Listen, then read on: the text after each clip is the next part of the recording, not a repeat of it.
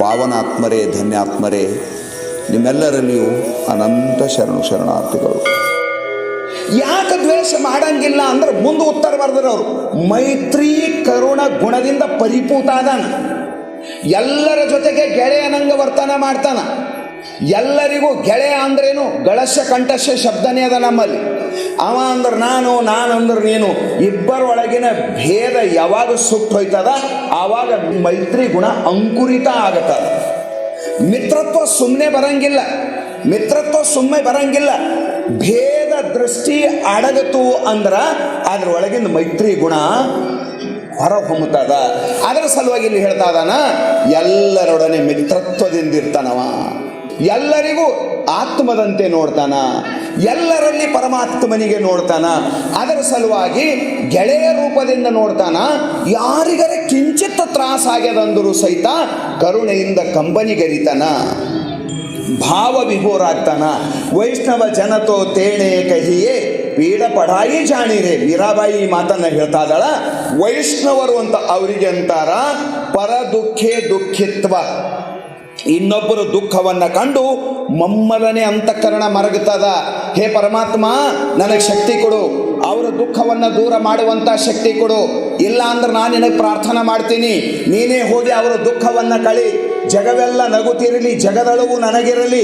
ನನಗೆ ತ್ರಾಸ ಆದ್ರೆ ನಾ ಸಹನ ಮಾಡ್ತೀನಿ, ಉಳಿದವ್ರಿಗೆ ತ್ರಾಸ ಆದ್ರೆ ನನಗೆ ನೋಡ್ಲಿಕ್ಕೆ ಆಗಂಗಿಲ್ಲ. ನನ್ನ ಕಣ್ಣೆದುರು ಯಾರಿಗೂ ದುಃಖ ಆಗಬಾರ್ದು.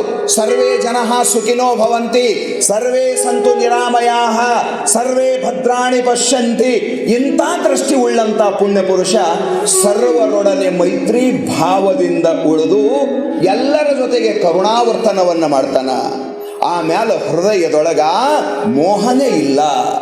ಮೋಹಜಾಳ ಮಾಝೆ ಕೋಣ ನಿರಶೀಲ ತುಜವೀಣ ದಯಾಳ ಸದ್ಗುರುರಾಯ.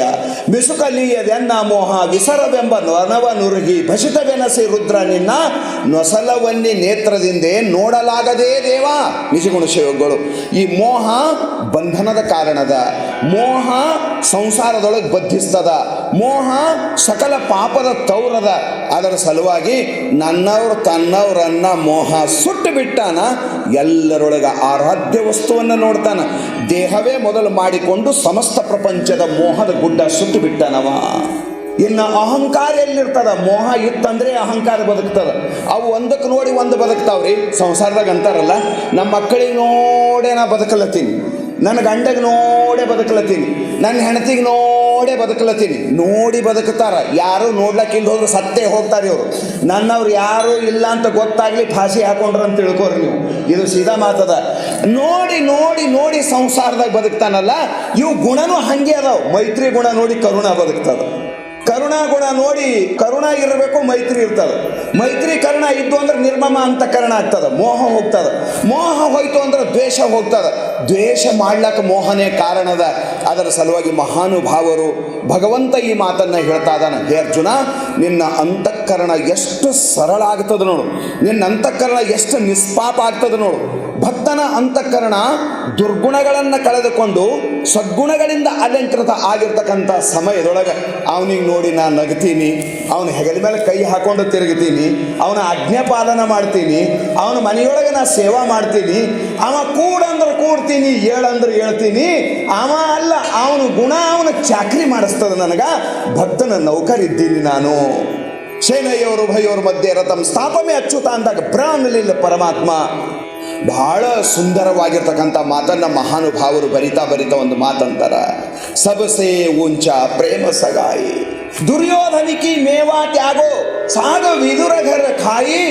ಎಂಥ ಮಾತ್ರಿ, ಎಂಥ ಅದ್ಭುತವಾಗಿರುವ ಮಾತು. ಅದರ ಸಲುವಾಗಂತ ಅದನ್ನ ವಿದುರನ ಹೃದಯದೊಳಗೆ ದ್ವೇಷ ಇಲ್ಲ, ವಿದುರನ ಹೃದಯದೊಳಗೆ ಮೋಹ ಇಲ್ಲ, ವಿದುರನ ಹೃದಯದೊಳಗೆ ರಾಗ ಇಲ್ಲ. ಅವನ ಅಂತಃಕರಣ ಭಗವದ್ಭಾವದಿಂದ ಪರಿಪೂತ ಆಗ್ಯದ.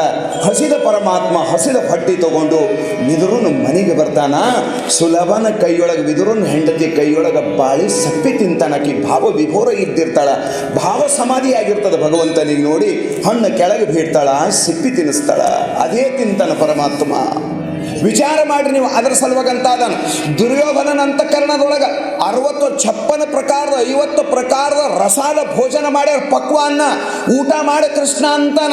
ಅವನ ಮನೆಯೊಳಗಿನ ಪಕ್ವಾನ್ನಕ್ಕೆ ಎಡಗಾದಿನಿಂದ ಒದ್ದು ಬರ್ತಾನ ಪರಮಾತ್ಮ ವಿದುರನ ಮನೆಗೆ ಹೊಸದ ಹೊಟ್ಟಿ ತಗೊಂಡಂದಾಗ.